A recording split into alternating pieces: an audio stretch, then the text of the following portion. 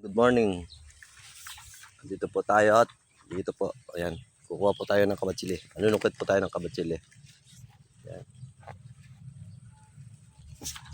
Ayan. Taas pala. Ayan, kamatsili po. Sarap. Ayan. Ayan. Medyo mataas nga lang talaga. Ayan.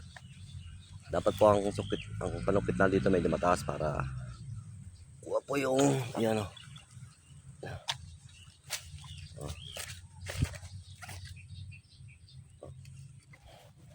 Machilis. Ayan po. Panukit pa yan.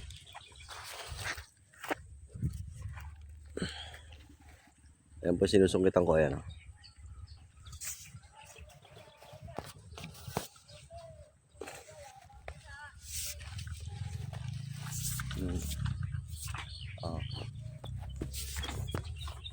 Ayan po, oh. Kita nyo naman po. Ayan, oh.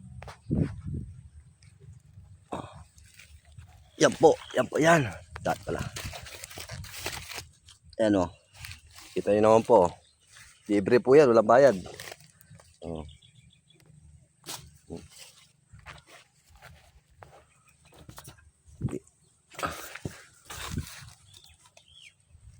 Nangingi na lang po ako sa puno. Wala naman po yung may-ari ngayon dito eh. Sa puno lang po ako nangingi.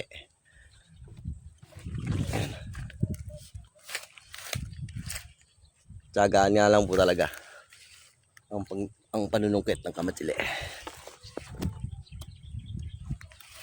Yeah. Ang alam ko po ay mabisa po itong gamot pagka may diabetes po. Yan. Ito po yung pinakamainam na gamot po talaga, kamatsili. Lalo po yung tao sinasabi nilang mapakala. Yan. Ito po yung magandang gamot sa may sakit na may diabetes.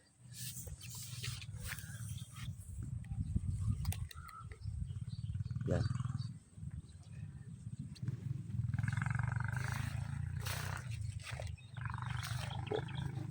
Oh, yeah.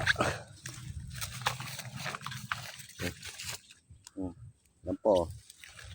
Oh, nasusungkit ko po. Yan.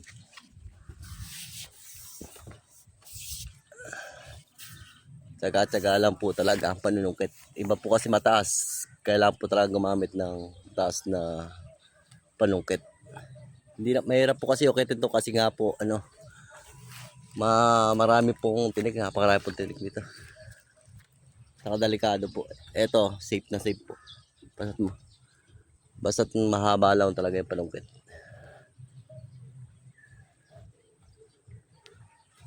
Tsaga po talaga. Sat lang nga talaga sa leeg.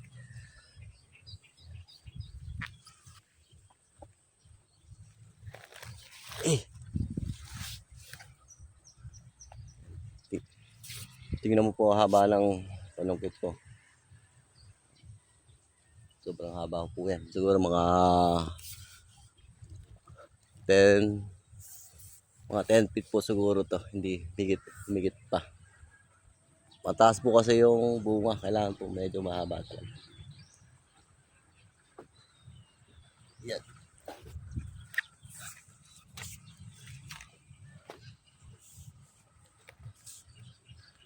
Nakakangawit sa leeg.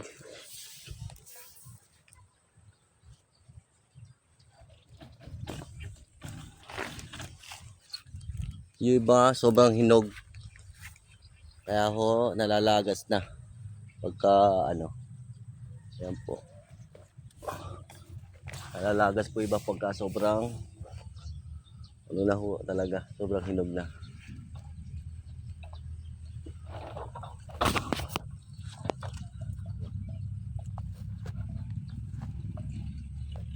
Yan o.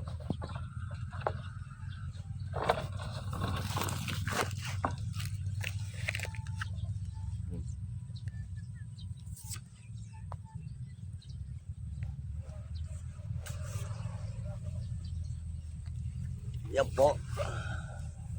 Nakakangawit nga lang talaga.